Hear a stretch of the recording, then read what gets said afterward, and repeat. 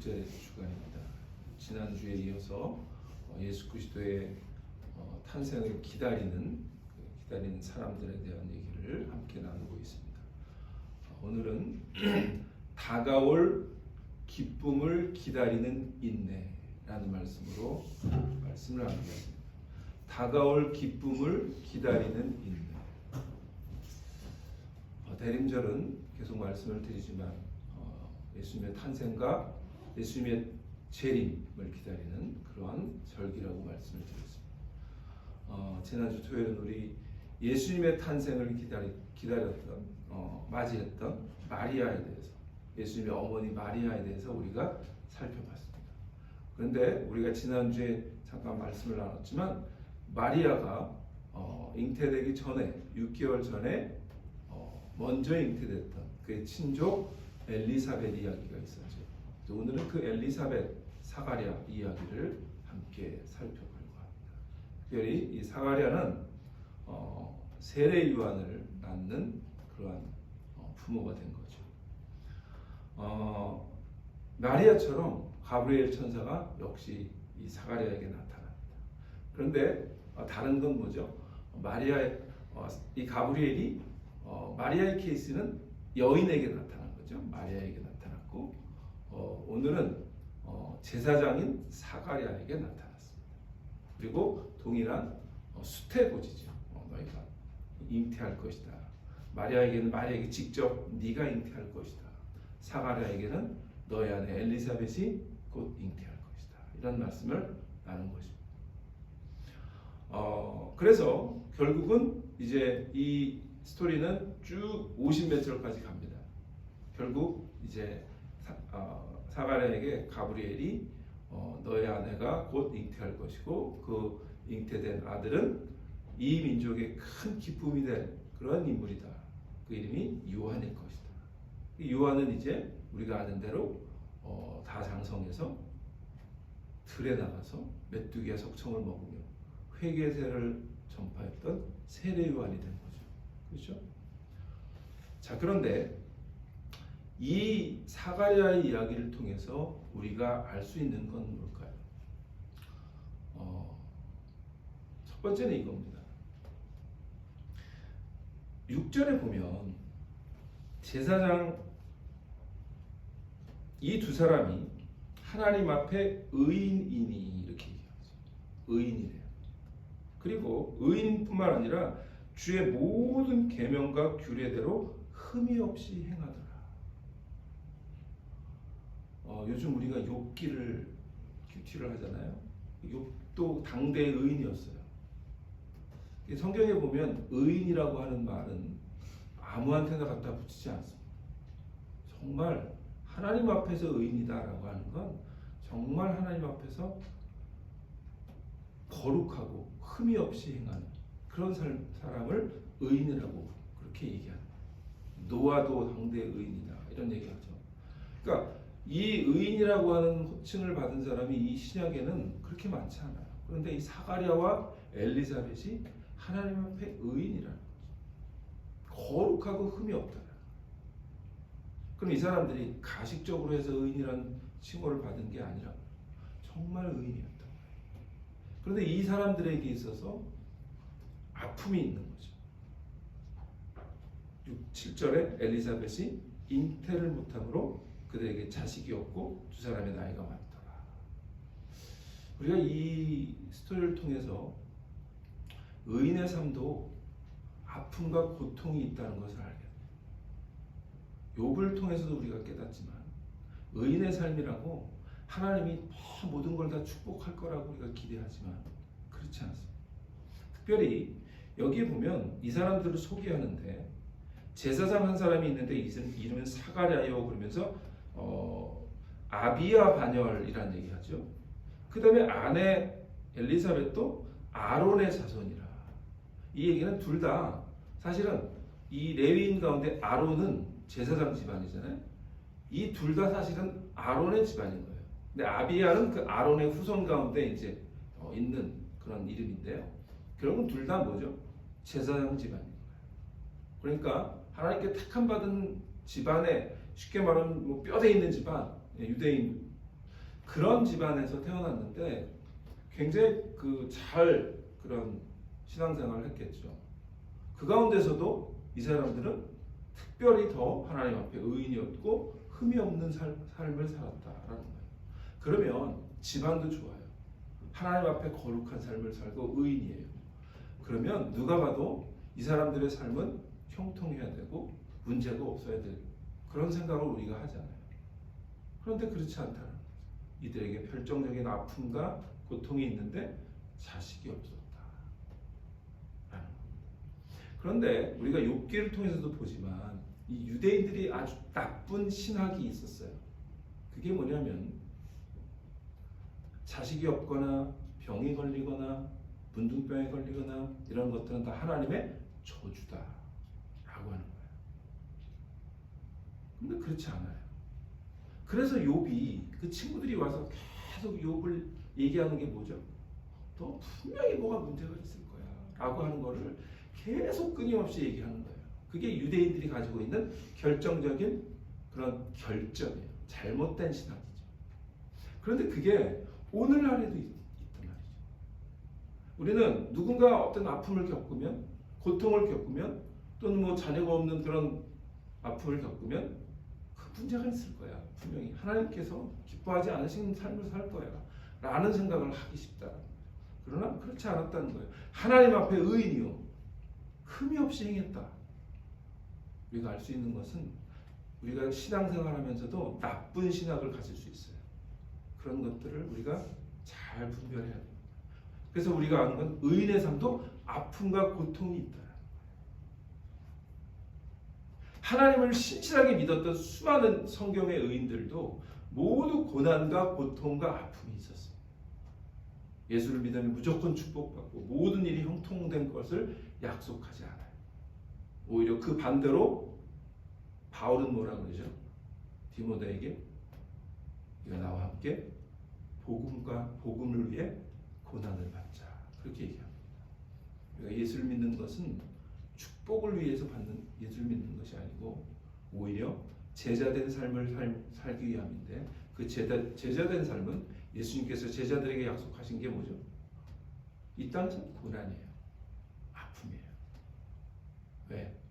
그게 거룩한 삶의 모습인 거예요. 거룩한 삶은 이 세상 사람들과 다른 삶이기 때문에 이 세상 사람들이 볼 때는 참 어리석은 것 같고 왜 이렇게 바보같이 살고 왜 이렇게 손해보는 삶을 살까? 라고 생각하지만 하나님이 그것을 우리에게 사실은 예비해 놓으신 것이에요. 그래서 오늘 제가 다가올 기쁨을 기다리는 인내라는 거예요. 우리는 다가올 기쁨과 소망을 갖고 사는 존재이지 이 땅에 있는 기쁨을 갖고 그것을 누리기 위해서 사는 존재가 아니라는 사실을 우리가 이것을 통해서 깨달아야 합니다. 그런데 두 번째 우리가 알 수 있는 건 이들이 그냥 아픔 그래가지고 그냥 그것을 견뎌내는 그 정도가 아니라 그들은 의인의 삶은 기도로 기다리는 삶이라는 거예요. 13절에 보시면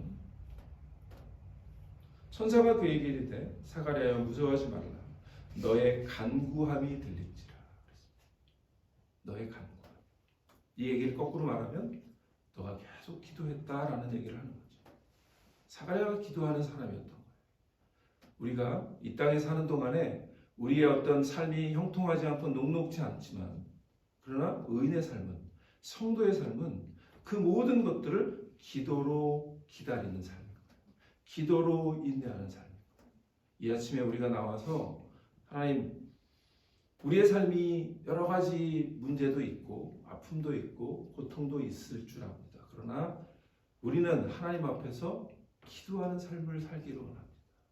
기도로 인내하게 하여 주옵소서. 그러한 이 아침 시간이 되시기를 축원합니다. 사가랴는요 그런 아픔이 있었지만 제사장의 직무를 그대로 잘 충실히 수행하고 또 엘리자벳은 일상생활을 하며 분명히 기도하는 삶을 살았을 거예요. 그들은 문제를 놓고 열심히 기도했어요. 그런데 기도했지만 그 문제에 매몰되지 않았다. 기도하는 사람은 그 문제를 놓고 기도합니다. 그러나 그 문제가 나의 삶을 매몰시키지 않아요. 기도로 그 문제를 이기는 거예요. 우리가 이 아침에 혹시 우리 안에 우리의 삶에 문제가 있다면 그 문제를 놓고 바로 바라보고, 그러나 그 문제를 묵상하지 말고 그 문제를 놓고 하나님께 간구하시기를 바랍니다. 그러면 그 문제가 우리를 삼켜버리지 않아요. 이 제사장, 이 사가랴와 엘리자벳은 그 문제에 매몰되지 않고 그 문제를 놓고 기도한 거예요. 그게 성도의 삶이에요. 그러면 하나님의 때에 하나님께서 응답하실 줄 믿습니다. 그래서 결국은 뭐예요? 이 사람들을 아마 아까 그 유대인들의 나쁜 신학 때문에 조롱하고, 저 집안은 제사장 집안인데 저 모양이야, 별 얘기를 다 했을 거예요. 어떻게 보면 저도 목사들이고 저희 아내도 목사 딸이라 인생이 평탄할 것 같았는데 그렇지 않더라고요. 미국에서 참 고생을 저희도 많이 했습니다. 유학생활도 힘들었고요. 공부하러 왔는데 박사과정이 왔는데 IMF 뻥 터지더라고요. 그래서 이거 한국을 가야 되나 말아야 되나 고민을 막 하고 있는데 하나님이 기도하게 하시더라고요. 그래서 기도하고 하니까 하나님이 또 정말 뜻하지 않게 미국 교회 반주하게 되는 그런 길을 열어주시고, 또 갑자기 또 그 미국 교회에서 장학금을 주겠다고, 또 그런 하나님이, 그러니까 우리가 문제는 항상 있는 거예요. 문제 없는 삶은 재미가 없잖아요. 저희 아내하고 저는 이 미국에 와서 배운 게 있습니다. 하나님 앞에 엎드리면 이제 문제가 터지면 말이 없어져요. 저희 부부가 말이 없어요. 그리고 이제 서로 기도하는 거예요. 그런데 뭐가 있냐면 둘 다 excitement이 있어요. 흥분이 돼요. 이 문제를 통해 하나님이 뭘 보여주시려고 그래요. 네, 이게 진짜예요. 그러니까 문제 없는 삶은 없는데 문제를 우리가 어떻게 대하느냐는 거예요. 문제가 생기면 그래, 하나님이 이 문제를 통해서 어떻게 나를 다루실까? 그 흥분이 돼야 돼요. 그러면 하나님이 하여튼 당장 해결이 안 될 수도 있어요. 그러나 하나님은 신실하시기 때문에 그 문제를 통해서 우리에게 그 문제가 정확하게 해결이 안 될 수도 있지만 하나님은 하나님의 대답이 있는 거예요. 하나님의 응답이 있는 거예요. 그걸 우리가 깨달으면 하나님을 조금씩 더 알게 돼요. 그런 하나님을 깨달으시는 축복이 있기를 축원합니다. 세 번째, 의인의 삶에는 결국 하나님이 기쁨을 주신다는 거예요. 기쁨을 주신다. 14절 천사가 뭐라 그래요?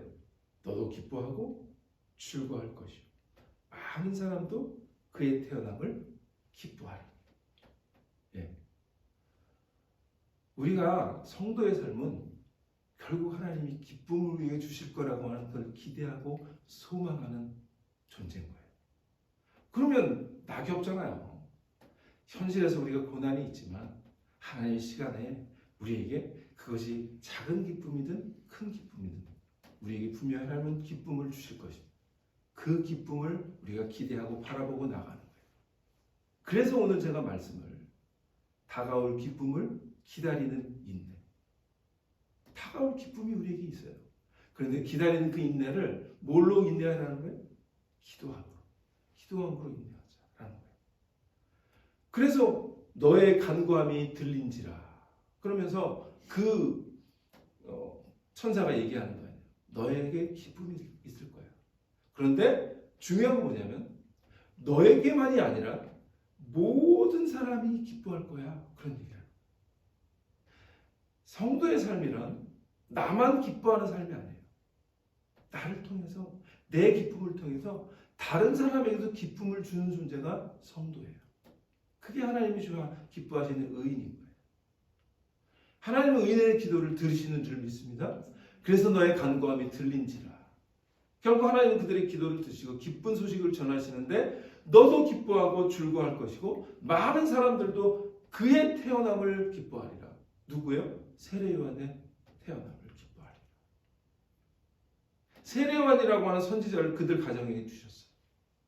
그런데 사실은 그 가정에게 세례요한을 주신 것은 그 가정만을 위해 주신 것이 아니에요. 세례요한이라고 하는 존재는 그 가정에 자식이 없었는데 자식이 태어났다는 기쁨이 있지만 그게 1차적인 기쁨이라면 세례요한은 그 가족을 뛰어넘어 유대인 전체를 향한 기쁨의 소식인 거예요. 그래서 세례요한이 그들에게 회개의 세례를 전파하는 그런 놀라운 하나님 예수 그리스도를 예비하는 자로 하나님께 쓰임받은 줄 믿습니다. 그게 우리의 삶인 거예요. 우리의 기쁨이 나만 그냥 기뻐하는 게 아니라 내 기쁨을 통해서 다른 사람에게 기쁨을 줄 수 있는 삶, 그 삶을 사는 것. 그것이 우리의 삶인 줄 믿습니다. 그러한 기쁨을 누리고 또 기쁨을 전하는 그런 우리 대림절 기간이 되시기를 축원합니다. 성탄의 기쁨을 기다리는 이 대림절 기간에 우리의 삶이 혹시라도 아픔도 있고 문제도 있을지라도 우리는 그 문제를 바라보고 낙담하는 것이 아니라 예수 그리스도를 바라보고 소망을 갖고 기다리는 절기, 그러한 대림절 기간이 되시기를 축원합니다. 우리 마지막으로 히브리서 12장 2절 한 절 함께 읽고 말씀을 마칩니다. 히브리서 12장 2절입니다. 예수님이야말로 다가올 기쁨을 기다리며 인내하신 분. 히브리서 12장 2절 함께 읽겠습니다. 시작. 믿음의 주여 또 온전케 하시는 이인 예수를 바라보자. 그는 그 앞에 있는 기쁨을 위하여 십자가를 참으사 부끄러움을 개의치 아니하시더니 하나님 보좌 우편에 앉으셨느니라. 아멘. 예수님은 그 앞에 있는 기쁨, 그 기쁨을 위하여 십자가를 참으셨습니다. 예수님이 십자가를 참으셨다면 우리의 삶의 문제는 십자가보다 큰 것은 없습니다. 우리의 삶의 문제를 기도로 인내하며 기쁨을 기다리는 저와 여러분 되시기를 축원합니다. 기도하겠습니다. 하나님 감사합니다. 오늘도 이 아침에 모여 우리 하나님께 기도합니다. 사가랴와 엘리사벳처럼 앞에 있는 기쁨을 위하여 인내로 기도하며 참고 기다리는 그러한 의인의 삶이 되게 하셔서 결국은 기쁨으로 우리의 삶이 기쁨으로 충만케 하시고 또 우리뿐만 아니라 다른 사람에게도 기쁨이 되는 삶이 되게 하여 주옵소서. 예수님 이름으로 기도합니다. 아멘.